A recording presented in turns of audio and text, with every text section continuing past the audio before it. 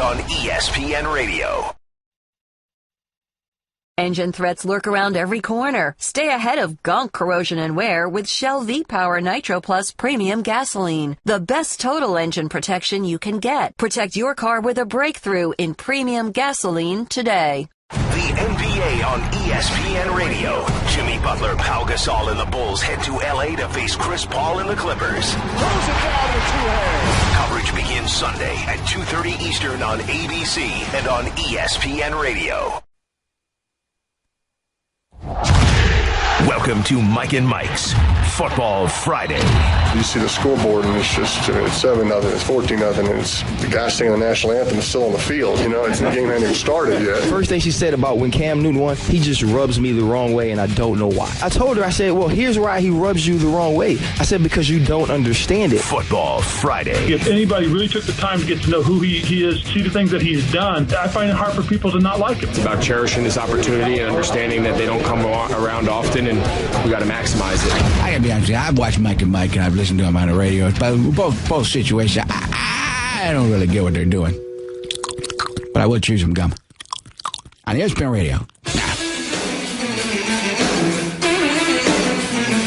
With Mike Golic, I'm Ian Fitzsimmons here on ESPN Radio, ESPN2, and the ESPN app, presented by Progressive Insurance. And Golic, it is good to have you back.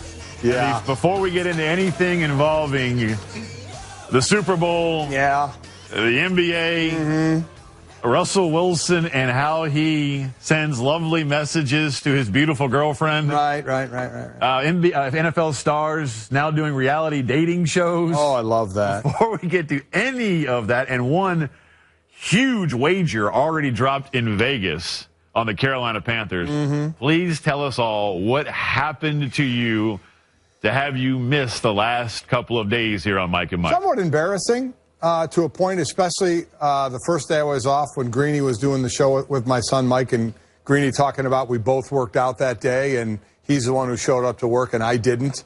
That's very difficult when a guy like Greeny says something like that. It is so painful to watch you just turn and look at me. Here's the deal. Tuesday, when I got up Tuesday morning, my neck was a little stiff. I've had some back and neck issues, not a ton, but I woke up and it was a little stiff this morning. Came and did the show, and when I went home, I did normal workout, or one of the workouts that I do. I was running pretty hard on a treadmill with a good incline. Then I go and I have a rowing machine.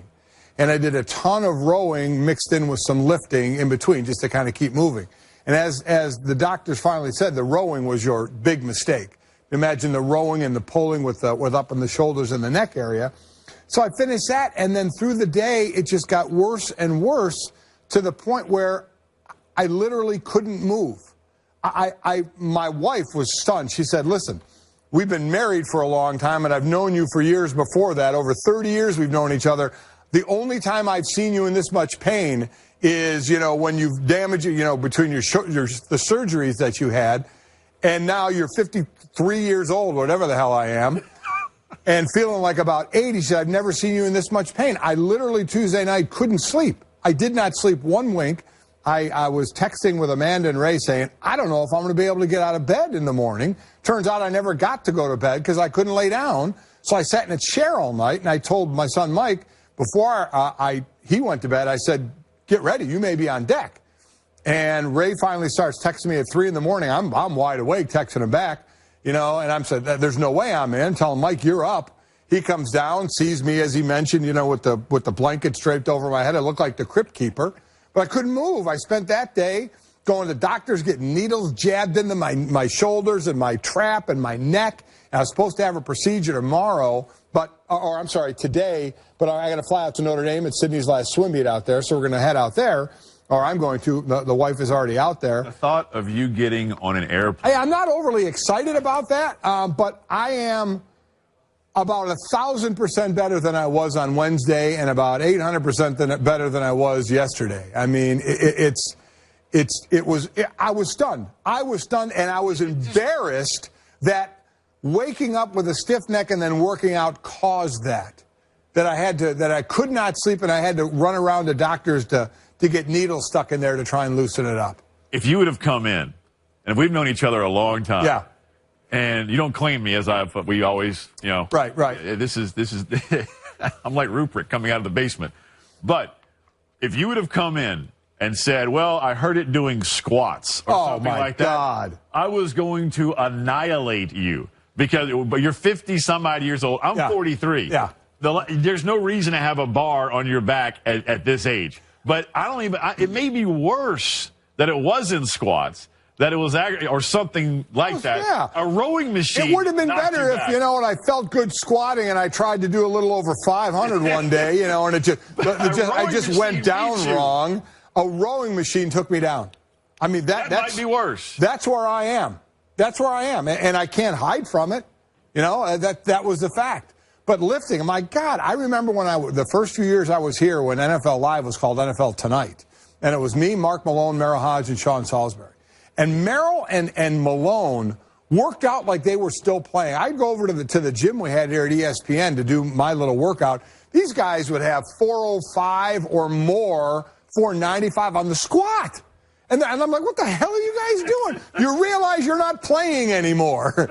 But they were working out like they were still, and they looked great. So obviously it had a great effect on it. But oh my God, I mean, I haven't put a bar on my shoulders in a long time, nor could I. In our pre-show meeting, I looked at him and I said, please tell me one squats. And you looked at me like I was an alien. Oh my God. Are you out of your bleeping mind? The greatest thing today, me being here, is the fact that I'm on a swivel chair. And I can swivel to watch you. Because I still have a little bit of difficulty turning the neck. So, listen, I deserve to get ripped. I deserve the embarrassment. If Greeny, well, then again, I know I may have worked out a little harder than Greeny's 33-minute workout on the elliptical.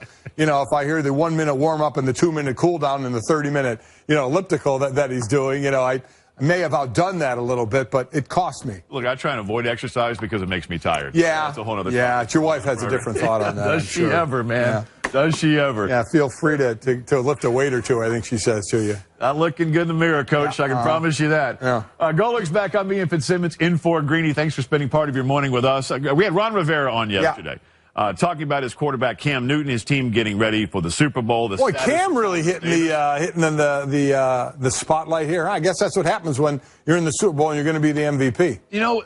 Let me get your thoughts on what Ryan Clark had to say before we hear from Ron Rivera and what he thought of his quarterback in addressing how he's perceived and why he is, by a lot of people's accounts, disliked by anybody outside of the Carolina fan base and that franchise. Clark said that he believes that it's not as much color as it is culture. Yeah. You agree? I don't. He seemed to discount color. Well, I think because he doesn't want the word racism associated with this. So do we want to go that far and say racism and being say you're a racist? That's what people don't want to hear. Wait a minute. I don't like the guy. I don't like his antics. Doesn't mean I'm a racist. It's not about the color of his skin.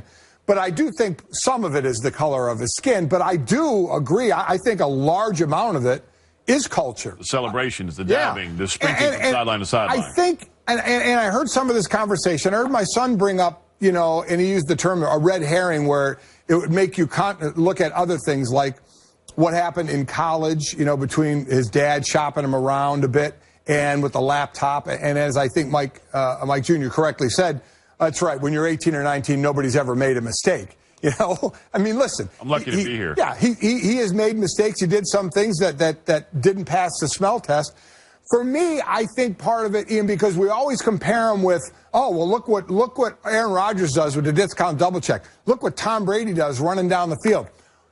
Here's one of the differences to me. When did those guys start doing that? When did we start becoming aware of that? Weren't they already established stars? Big time. Weren't they already big-time players? Cam came in, obviously, with a big name, number one pick, and you looked at him and you said, my God, are you kidding me? Look at the size of this guy. And he played somewhat well early on, but he hadn't won anything yet, and he kind of was a flamboyant acting guy, which is his personality. So I think that rubbed a lot of people the wrong way, people thinking, hey, do something first. Before you start showboating, do something. I think there was that part of it, because remember, as part of that first season, he also sat on the end of the bench and pouted. He was more of an I guy than a me guy. Still somewhat of an I guy with the way he acts, but You know, and I heard him say, I haven't changed a bit. Well, you know what? When I was 23 in my core values, and I'm 53, a lot of my core values are the same. So I could say I didn't change a lot, but I changed a lot. You know what I mean?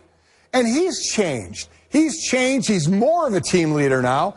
He cares more about his team, and he's become a better quarterback on the field. So he has changed. I know he says, I haven't changed. He is the same person. I hope I'm making sense here. He is basically way. Yeah, he's played that way since he was at Blinn Junior College. Exactly. He's played that way, but he has changed. He has matured. Though some people would say, has he? Look at his actions. Yes, I think he has matured from the team aspect. Because what would show me he hasn't, if he does all that stuff and none of his teammates even cared about it. But you know what? They follow him. And to be honest, that's the only thing that matters. That is the only thing that matters. Now, you want to get into off the field and him giving the ball to the kids and all he's done in the community? You know what I would say about people who have a problem with Cam Newton is, my God, in professional sports, when we have to start our shows with this ink blotter or that ink blotter, what has this guy done? Okay, I get it. You know, the laptops, that's not a great look in college when people make mistakes. That's a different chapter of his life. Well, exactly right. But still, people want to associate that at times. Look at what some of the garbage we're dealing with now with players who are on the field playing. This cat is having some fun. I mean, you may not like it but I do think it's a cultural thing. I do, and you know, I'm 53. When I first saw it, that was my response. When I first saw the way he acted early on, I thought, you know what? I'd like to see you achieve something first, get established first before you do that. But that's probably even unfair because that's his personality. Was it Brian Billick who said yesterday, I think I heard, he said this cat, since he was born, he's an avatar. Has been the best athlete on any field of play he's been on.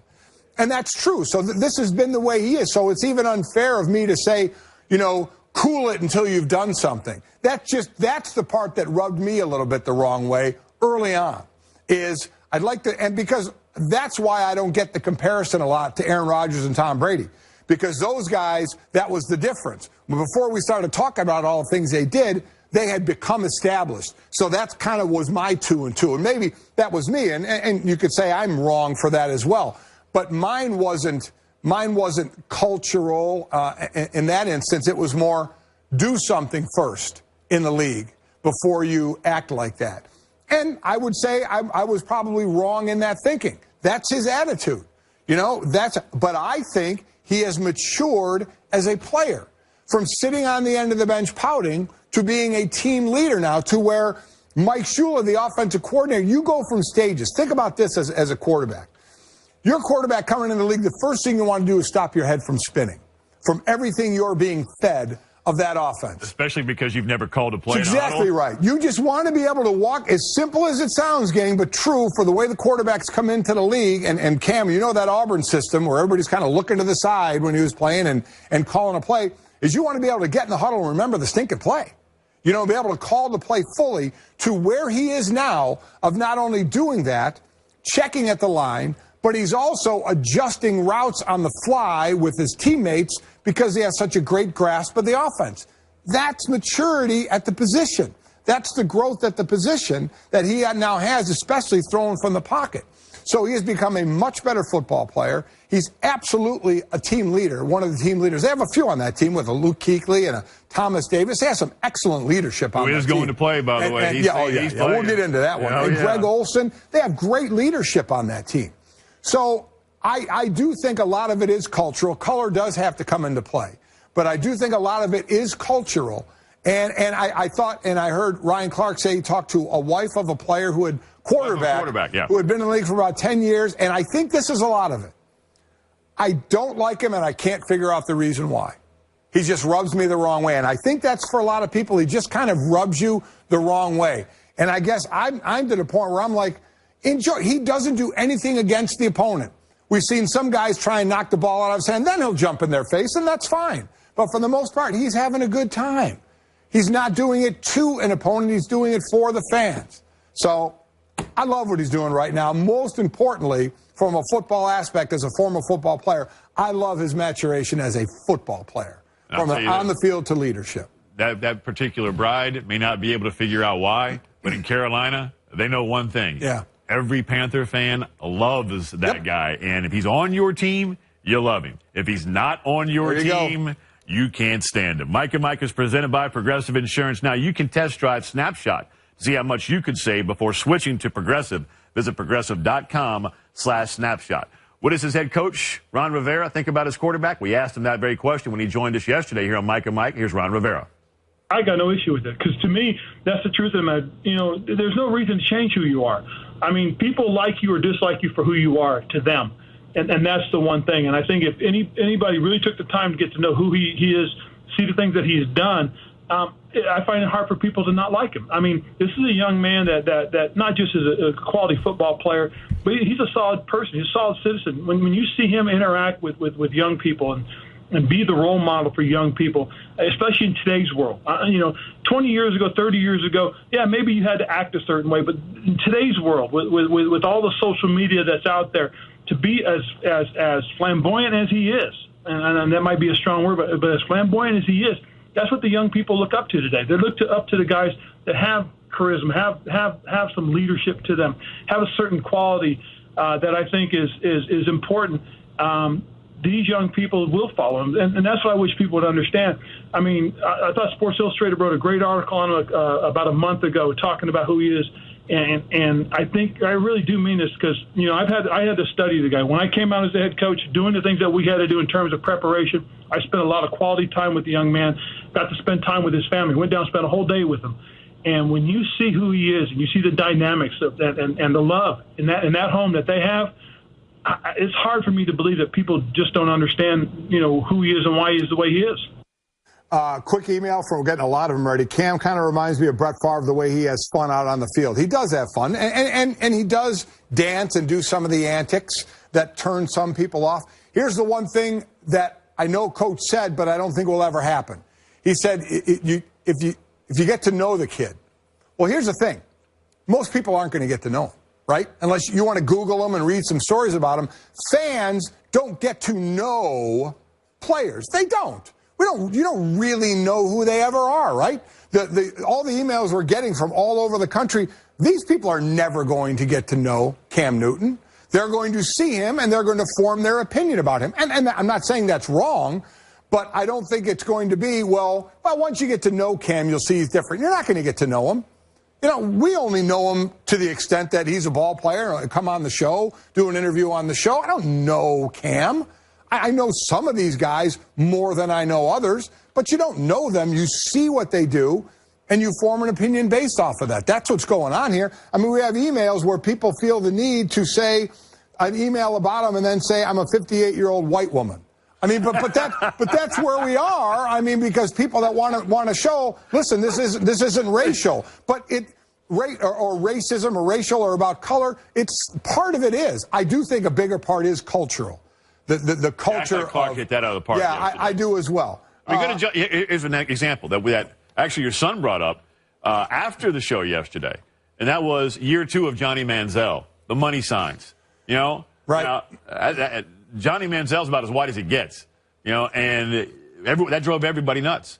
Now, early on with his teammates, it didn't, but that was one of those things where the dancing and everything else, was that also cultural? And let me ask you this about Johnny Manziel. Good example. Because the players in college liked him. He didn't prove he could be a pro right away. So that's an aspect. Working on that. That's an aspect there. But let me spin it a little bit with Johnny Manziel. Say Johnny Manziel had been playing really well. Say Johnny Manziel was a starter for a while and made the Pro Bowl, but then again, anybody can make it now, as we found out. Made a Pro Bowl, but was considered a really good player, and he was still doing that. Would it be more accepted?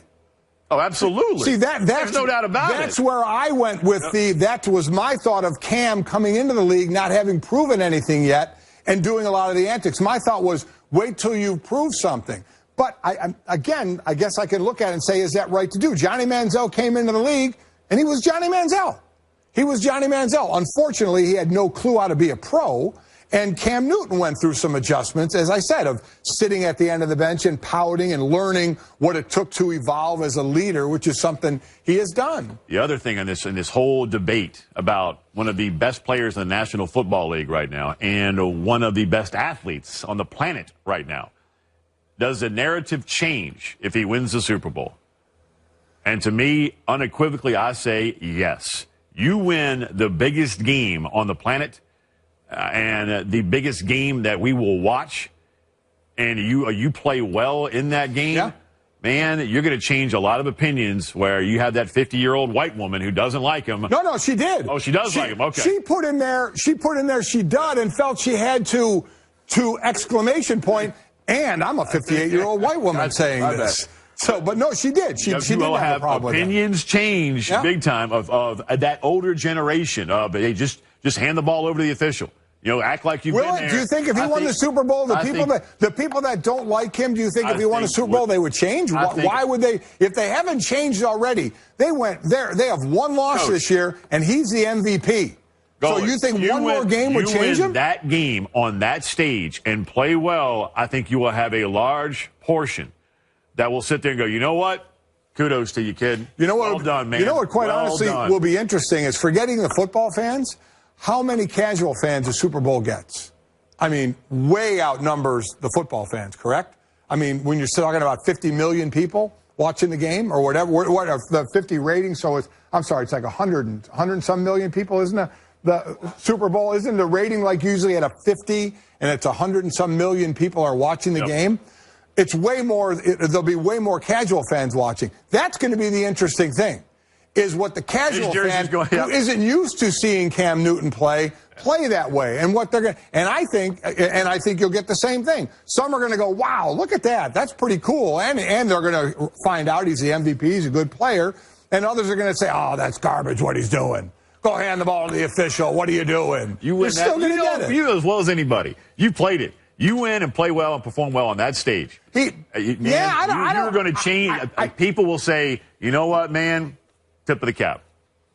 I'm not sure I agree fully with that. Of all the people that don't like him right now, you think of the next game, if he wins, those people will change their mind. He's going to sway some people. Absolutely. I think he'll sway some, yeah. That I do agree with. All right, coming up, we'll get to Chris Carter's thoughts on this very thing when he joins us coming up in studio at 8 o'clock. Coming up next, Love It or Shove It, right after this from Shell. Engine threats like gunk, corrosion, and wear lurk around every corner, preying on engine performance. It's tough road out there. No engine is safe, but now you have the power to change all that because now you have the power to stay ahead of engine threats. Try Shell V-Power Nitro Plus Premium Gasoline. True breakthrough in premium gas with patented technology that provides triple protection, unsurpassed protection against gunk, unsurpassed protection against corrosion, superior protection against wear. That's 3 layers of defense ensuring your engine is taken care of out on the road. No other premium gasoline protects better against these 3 main types of engine deterioration. Next time you find yourself on empty, kick engine threats to the curb with the best total engine protection you can get. Shell's best premium gasoline ever actively cleans and protects for better performance. Choose a breakthrough in premium gasoline. Choose Shell V-Power Nitro Plus Premium Gasoline today. We are back after this on Mike and Mike.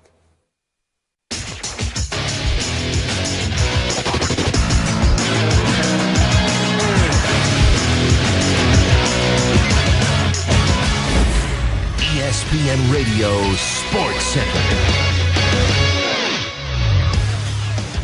With Golic, I'm Ian Fitzsimmons in for Greeny here on Mike and Mike, ESPN Radio, ESPN2. Maryland takes down Iowa 74-68. Maryland's first win against a ranked opponent this season. That will be the number 3 ranked Iowa Hawkeyes.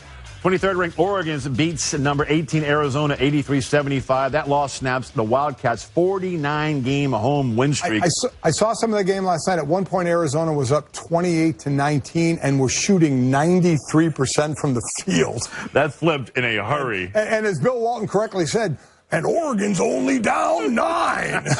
The NBA All-Star reserves are announced. Warriors Draymond Green and Klay Thompson among notable selections. No Dirk, no Tim Duncan for the first time since 1997. SportsCenter is brought to you by Ultimate Software. On the field or at the office, your talent leads you to success. Ultimate Software provides HR, payroll, and talent management cloud solutions to help you manage and develop your people. Your people are your business. Take care of them. They'll take care of everything else. Ultimate Software, people first. I've been really trying more and more to read better because Mike does the reading and he reads well. And I get mocked for that. Dude, everybody, the Muppets over here are all looking at you going, yes, they're all nodding. Yeah, going, they know. He does. They Don't know. turn, They're little smug looks. Embo, Ray, they all associate with my son better because they're all his friggin' age. You know what I mean? So it's like bash on the old guy in this thing. Is so much more articulate than you are. I am slow. I'm doing what I should have been doing all along, slowing down and enunciating my words so I don't get mocked by my own people. Yeah, I've got Brooks in my ear right now going, speaking of slowing down, Fitzsimmons, yeah. You might want to do the same thing. All right, I know the one thing you would love to do right now on your first day back after being laid up with a back and neck injury. Have a drink? Besides that, yeah. And I'm with you on that because I have to fly today too, and I hate flying. Yeah, and you're getting on an airplane with that. If you're watching on ESPN2, Golic can barely move and turn from side to side. I thought you'd just really love to talk to Bubba. Talk to Bubba, you know. Love it or shove it. And Bubba loves Greeny so much more than me. It's almost embarrassing. It's almost to a stalking stage. So I mean, it's embarrassing what you bring to the table. See. Is that not a true statement? I would just like you to read Love It or Shove It before I shove you. All right. Good to have you back. Let's see what we got here. Okay. Jerry Jones is surprised the Cowboys haven't won a title in over 20 years. Love it or shove it. I mean, listen, one of the reasons they have it, you go to play on the field, but you have to look at talent you have on the field, and the general manager is failing at this point. And, oh, by the way, the general manager is the same person as the owner. That's one Jerry Jones. So surprised? Yeah, I mean, that's a long time because right at the end of my career was there 93. The 1 year I went the furthest in the playoffs was the 92 season when they won in 93. When we lost to them, they went on to win the Super Bowl, won it 2 years in a row, and then a couple years later with Barry Switzer after Jimmy Johnson had left. So it has been a long time, I get it, but he's had a lot to do with it, has Jerry. Look, he's everything. Yeah. Jerry, I'm based in Dallas, Texas. Yeah. Jerry, how are you surprised, man? I'm looking right at you, like on ESPN2. How can you be surprised that you have not played for a Super Bowl in 20 years? He's putting together the roster. Now, look, I know he's got, Will McClay in there now making a lot of decisions. Right. His son, Stephen Jones. But it's been 20 years for the number one reason is Jerry. He is the numero uno reason because he wanted credit. Jimmy Johnson was getting all this credit. It's exactly right. We all right. know the reason why they split. It's exactly right. Because Jimmy was getting a ton of credit. Jerry was getting none. Jerry got envious. Jimmy didn't like it. Yep. So then Jimmy wanted out also. And then the rest is history, as they say. Switzer comes in, wins in 95, and then that began, right after that, the decline. Yeah. And I know for a fact that it drives Jerry insane. That he can't win one basically with Romo or away from Jimmy Johnson. Yes. Even though Barry Switzer won it, we know that team. Yeah, he absolutely did. So, and saying that right now, yeah. If Jerry's sitting there in bed in his jammies, drinking his coffee, hearing us talk about this right now, it's driving him nuts. But that's the facts. Yeah, it is. So I guess, Bubba, we shoved that one. Big time. Well, just taking that all in with no bias, phenomenal answer from Ian there. That was that's great, good. Bubba. Really good to be We might back. have a new Greenie on our hands here. Maybe we can just do Greenie and Ian. All right. Isn't it amazing? What a cowboy guy, man. Listen to him. He hates me. He got a little Betty Crocker there. Yeah. Well, it's all right, Bubba. Hang in there, man. Betty Crocker, huh? The Lakers will honor Shaq with a statue outside the Staples Center next season. Love it or shove it. I mean, they're trying to generate ticket sales and attention. That's all it is. Yeah, listen, I get it. He's obviously, a Hall of Famer, obviously one of the great centers to ever play. Is it wrong? Statues go up all the time. Now, some people will say that a statue shouldn't go up while the player is still walking the earth. Why? I think that's ridiculous. I don't know why. I think that's absurd. Why? I mean, Stanczyk's one of those guys. If he's over here nodding his head, you're nuts, Stanczyk. Who's the statue for? Who's the statue for? It's for people to remember the player. The player could just show up to the game. You don't need a statue of him. Well, the player's not going to show up to all the games. So you think Shaq's going to go to the LA and just show up to all the games there? I mean, he's not. Not all of them. No. Why does he have to go to any of them? He doesn't have to. But there's that statue. I bet he goes when his statue's unveiled. I bet he does too, as well he should. How do you deal with this every day? Gosh. How do you deal with this every day? Look, man. That's the thing. The more people we got on the staff, the more opinions we get. I love it. I love it. I have no problem with that at all. I mean, Zero. he brought rings. Yep. I mean, it was a dominant era in basketball. He's one of the elite players to ever play the game. To make, you know what? And you're starving for any kind of attention outside of Kobe for a 9-win team and a team that is just horrendous. I love it. You know what? He deserves problem it. at all. No problem. All right, we love it, Pablo. All right, this next one, Russell Wilson apparently using Google to compliment his girlfriend. Love it or shove it. All right, explain this one. This is so fantastic, man. So Russell Wilson is dating just a beautiful, beautiful woman. And Sierra, right? Isn't that how you pronounce your name? Sierra. Sierra. So he takes to Instagram on hashtag Woman Crush Wednesday. Didn't know that existed. Neither did I. With the caption, PM hashtag WCW, I kissed her, and she had honey sweet lips that were lilac soft with a loving and affectionate personality at Sierra. Here's the thing, those aren't his words. He actually used Google to try and find how to compliment his lovely lady. This also, he has now been busted, is not the first time he has taken to Google, where he goes to some website that Deadspin found, and it is the second time that he has actually done this, gone and just had no idea how to compliment this gorgeous creature. So he takes to Google to figure out how to do it, and yes, that's where he comes up with the honey sweet lips that were lilac soft with a loving and affectionate personality. First and foremost, I'm not a big fan of doing that on your Instagram, all that when you post the picture and have the saying like, oh, my lover boy or my lover girl, and I'll get all googly-eyed on that. I don't have Instagram. I'm not a huge fan of that. You want to say I'm culturally, backwards because of that? Okay, but I'm never a big fan of that on Instagram. Probably just say you're old. Yeah, that you could say I'm old. You could say I'm old. Yes. That's one I just don't need to hear. But he's got to Google it. He can't even come up with his own words. If you've ever seen a picture of Sierra or seen her, right? You can't think of something the to say. National Championship game. Hello, we saw Sierra. Yeah. I mean, drop dead gorgeous. You can't come up with your own words if you're going to partake on Woman Crush Wednesday. Instead, you have to Google it. Not once, but twice. So I shove a couple of things. I shove this. And when did we get... Actually, I love this. Because you love that he used Google? It's comical, dude, man. Come on, Russell. It is absolutely hilarious. If he's going to go down this road, he's got to do it himself. He's got to do it himself. You're shoving it for one reason. I'm loving it for a whole other one. And I look to, again, our staff, when is this Woman Crush Wednesday? Is this a thing now? I know we have. A thing. For how long?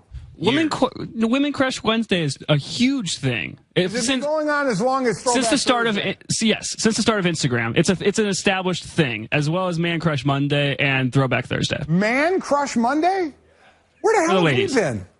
What have we been doing? I may understand a lot of my love. So we have Man Crush Monday, Woman Crush Wednesday, Throwback Thursday.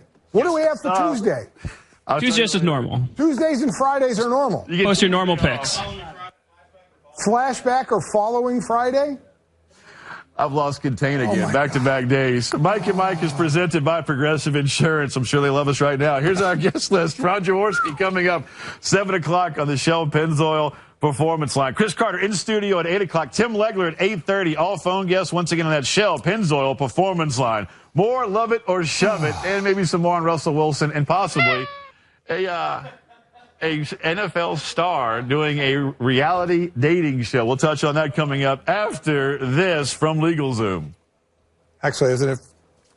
It is LegalZoom. Is it not LegalZoom? Oh, I have Tommy John on here. What did we screw up, guys? Oh, what did we screw up over there? Everybody wanted to rip me. Which one is it, Stanzik? Which one? Just read it. It's Which LegalZoom. one? But I don't have LegalZoom here. So I can't read LegalZoom, Stanzik, because I have Tommy John. Put it in the books.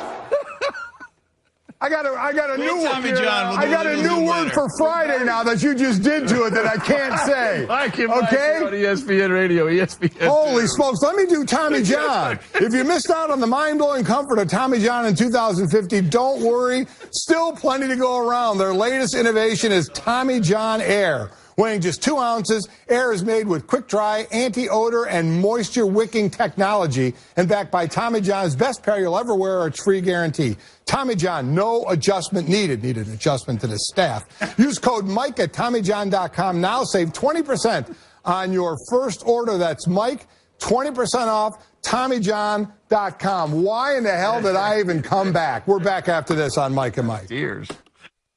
Geico, 15 minutes could save you 15% or more on car insurance. Visit geico.com.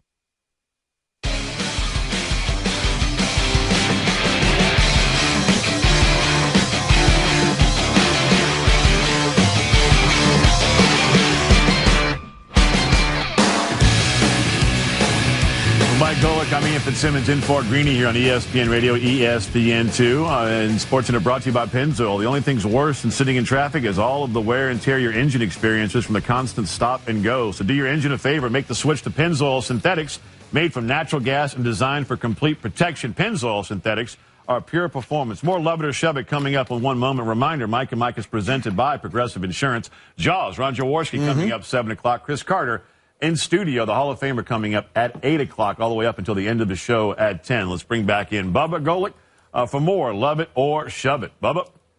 The Super Bowl 50 Golden Team doesn't include Bill Belichick or Tom Brady. Love it or shove it. So they did this Golden Team, obviously, 22 players and special teams as well for the 50 Super Bowls. And the quarterback, who would you have a quarterback? So they had, and I don't have the list in front of me. Who was, I know Montana was one, I'm sorry. But did they do like a second and third team or they did one team? So it was Joe Montana. So I guess you go Joe or would you go Brady? Man, look, to me, and we've talked about this before, it is so hard to put together lists like this because, one, the game was so different when Montana played compared to where it is now.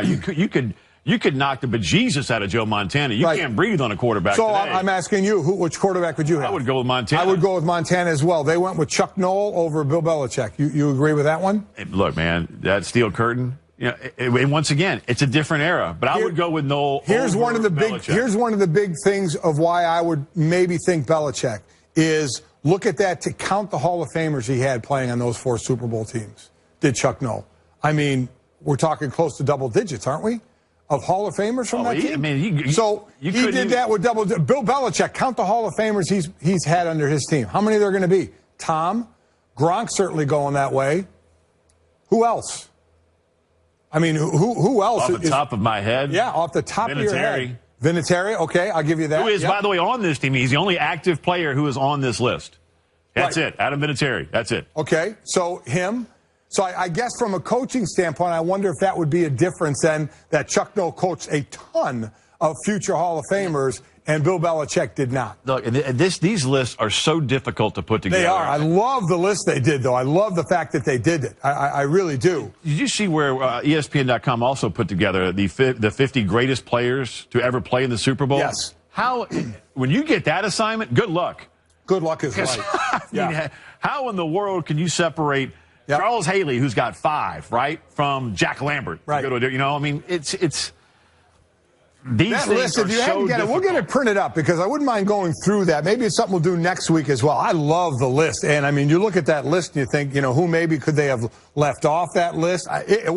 Obviously, it's a very, very powerful list. Where Mike Sando ranked every player playing in this Super Bowl from 1 to 106? Yeah, I had Peyton at 22, I saw. Yeah. Chris Harris at 18, but still, good luck with that assignment also. Of course, knowing Sando, he probably enjoyed the heck out of it. Bubba? I was a little surprised they didn't go with Troy Aikman, but I mean, what do I know?